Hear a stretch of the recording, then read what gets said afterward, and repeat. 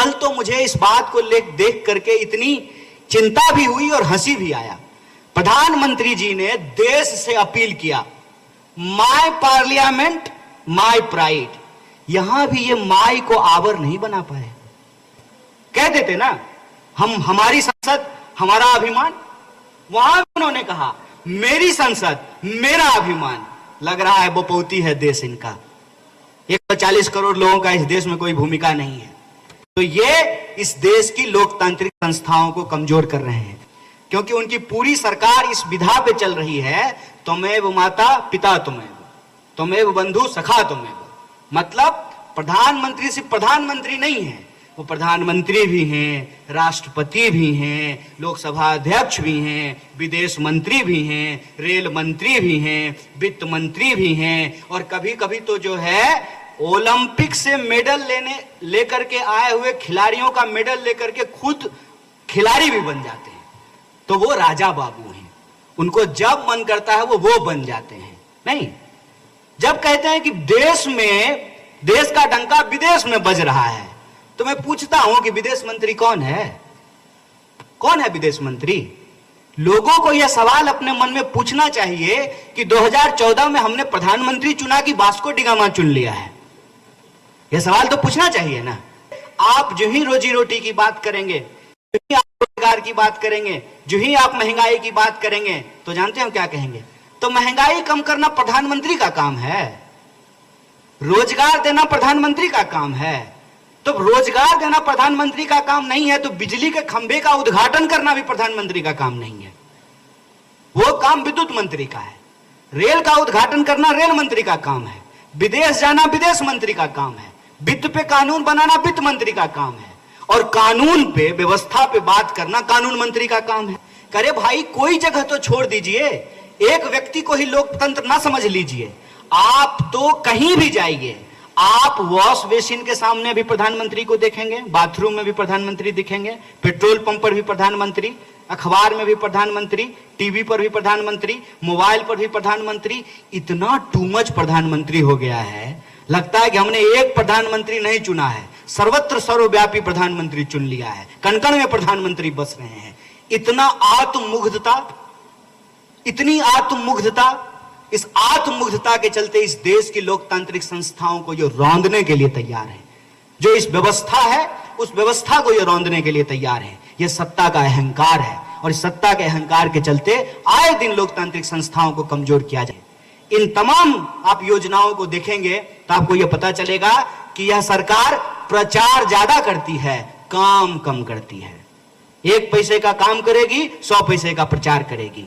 पूरा देश जो है ये इवेंट मैनेजमेंट में जो है, इवेंट में लोगों को उलझा करके रखते हैं, और इसी इवेंट मैनेजमेंट की मानसिकता का भुगतान इस देश को भुगतना पड़ा जब कोरोना जैसी महामारी से यह देश जूझ रहा था। क्या कहा? ताली बजा दीजिए, मोमबत्ती जला दीजिए। और आज जब कोरोना से हम लोग गुजर गए हैं, तो अपनी पीठ किस बात पे थपथपा रहे हैं कि हमने 200 करोड़ वैक्सीन का डोज दिया है। और झूठ का आप तासीर इस बात से अंदाजा लगाइए कि उनके भी मंत्री ऑक्सीजन सिलेंडर के बिना मर गए, उनके भी सांसद ऑक्सीजन सिलेंडर के बिना मर गए, उनके भी एमएलए ऑक्सीजन सिलेंडर के बिना मर गए। हम में से यहां इस हॉल में बैठा कौन सा ऐसा व्यक्ति है जिसका जानने वाला, परिवार वाला, दोस्त, सगा संबंधी कोरोना महामारी में अपनी जान न गंवाया हो? 40 लाख से ज्यादा लोगों को अपनी जान गंवानी पड़ी, और उस महामारी में भी ये अवसर ढूंढ करके अपना पीठ थपथपाने का कोई मौका नहीं जाने दिए। कोरोना का वैक्सीन देश में बना, देश के लोगों ने उसको लगाया, उसका इस्तेमाल किया, लेकिन ये क्या कहते हैं? हमने लगवाया। अरे अगर आपने लगवाया तो जरा हमको बताइए कि पेट्रोल के ऊपर जो टैक्स लिया जा रहा है ज्यादा, उस वक्त आप क्या कहते थे? आप कहते थे कि जो वैक्सीन लग रहा है ना, उसका खर्चा पेट्रोल से वसूला जा रहा है। तो जब खर्चा हमसे वसूल करके हम ही को जो है वैक्सीन लगाया गया है, तो पीठ अपना क्यों थपथपा रहे हैं? ये पीठ अपना इसलिए थपथपा रहे हैं कि इस सरकार की एक नीति है, इस सरकार की एक नियत है कि जब लोग हमसे सवाल पूछने लगे तो गोल पोस्ट बदल दो। आप सब मुझे बताइए, बड़े बड़े दावे जो है बीजेपी की तरफ से किए जा रहे हैं। बीजेपी कह रही है कि भारत दुनिया की 5वीं सबसे बड़ी अर्थव्यवस्था बन गई है।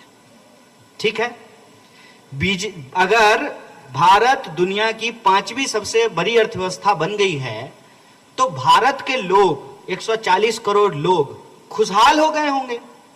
तो मैं आपसे मोटा मोटा चीज पूछ रहा हूं और आपको बता भी रहा हूं, जो इस पुस्तिका में भी लिखा गया है। क्या देश में महंगाई कम हो गई है? क्या महंगाई घटी है? क्या देश के बेरोजगारों को रोजगार मिल रहा है? क्या इस देश की कंपनियां बंद नहीं हो रही हैं? क्या इस देश के सार्वजनिक संपत्तियों को, देश की संपत्ति को अपने दोस्त को नहीं बेचा जा रहा है? क्या इस देश में किसान आत्महत्या नहीं कर रहे हैं? क्या इस देश के किसान 1 साल तक सरकार द्वारा लाए गए कृषि कानूनों के खिलाफ दिल्ली की सीमा पे आंदोलन नहीं करते रहे? क्या प्रधानमंत्री स्वयं आकर के यह नहीं बताए कि हम किसानों को समझाने में नाकामयाब हो गए? क्या प्रधानमंत्री स्वयं जो कानून लेकर के आए थे उस कानून को वापस नहीं लिए? जो वादा किया गया था उनमें से कितने वादों को आज पूरा किया जा रहा है? आप यह जान लीजिए कि किसानों की आत्महत्या करने की दर लगातार बढ़ रही है। अगर देश में खुशहाली आई है तो किसान खुश होगा, अगर देश में खुशहाली आई है तो जवान खुश होगा, अगर देश में खुशहाली आई है तो देश की महिलाएं खुश होंगी, देश के उद्योगपति खुश होंगे, देश के छोटे व्यापारी खुश होंगे। आप अपने आसपास किसी से भी पूछ लीजिए, अगर वह किसी तरह का आर्थिक संकट से नहीं जूझ रहा है तो हम मान लेंगे कि देश में जो है खुशहाली आई है। अगर आर्थिक संकट से जूझ रहा है, इसका मतलब यह है कि भाजपा अदानी को ही अर्थव्यवस्था समझ ली है। भाजपा को यह लगने लगा है कि अदानी का विकास देश का विकास है। भाजपा को यह लगने लगा है कि देश के नाम पर देश की संपत्ति दोस्त को जो है औने पौने दाम में बेच देना है। सवाल यह है कि अगर दावा कर रहे हैं देश के गृह मंत्री कि देश आर्थिक रूप से खुशहाल हुआ है, किसानों की तरक्की हुई है, किसानों की आमदनी दुगुनी हुई है, तो मैं एक सवाल पूछना चाहता हूं, तो देश के गृह मंत्री ने अपने बेटा को बीसीसीआई का सेक्रेटरी क्यों बनाया? किसान बना देते। अगर किसान इतना खुशहाल हो गया है तो इस देश के मंत्री अपने बच्चों को किसान क्यों नहीं बना देते हैं? अगर किसान की आमदनी इतनी बढ़ गई है, इतनी खुशहाली बढ़ गई है, तो वो अपने बच्चे को क्यों नहीं किसान बना रहे? हकीकत यह है कि इस देश का प्रथम उत्पादक, फर्स्ट प्रोड्यूसर सरकार की पॉलिसी के चलते आज घुट घुट कर अपनी जिंदगी जीने को विवश है। आप मुझे बताइए कि पार्लियामेंट 20,000 करोड़ का बनाना यह देश के पैसे की बर्बादी नहीं है। बच्चों के लिए स्कूल बनाना, अस्पताल बनाना और सड़क बनाना देश के पैसे की बर्बादी कैसे है? अगर प्रधानमंत्री के लिए 8,500 करोड़ का हवाई जहाज खरीदा जा सकता है तो हमारे आपके बच्चों के इलाज के लिए अस्पताल में भी इक्विपमेंट खरीदे जा सकते हैं, सुपर स्पेशलिटी हॉस्पिटल बनाया जा सकता है। आर्थिक स्तर पर यह सरकार पूरे तरीके से फेल रही है, लोगों की आमदनी नहीं बढ़ी है और यह प्रति व्यक्ति आय बढ़ने का जो आंकड़ा है उसका हकीकत यह है कि दोस्त की संपत्ति बढ़ गई है और ये लोग दोस्त को ही देश समझ लिए हैं, इसीलिए दोस्त के आंकड़े को देश का आंकड़ा बता रहे हैं। हकीकत यह है कि इस देश में गरीबी रेखा से नीचे रहने वाले लोगों की संख्या बढ़ी है। 45 साल में बेरोजगारी अपने सबसे उच्चतम स्तर पे पहुंच गया है, महंगाई लगभग दोगुनी हो गई है। 2014 में कहा अच्छे दिन आएंगे, 2019 में कहा मोदी नहीं तो कौन? मोदी को अगर नहीं लेकर के आओगे तो देश की सुरक्षा कौन करेगा? पड़ोसी देश हमारे ऊपर हमला करने के लिए तैयार है, उससे कौन लड़ेगा? ये 2019 में बोला गया। अब वो भी हमने देख लिया, पुलवामा की हकीकत सामने आ गई, उनके ही द्वारा बनाए गए राज्यपाल ने उस पर सवाल पूछ दिया, तो अब वो गोल पोस्ट शिफ्ट करके जानते हैं क्या कह रहे हैं? डंका बज रहा है। कहां? दुनिया में।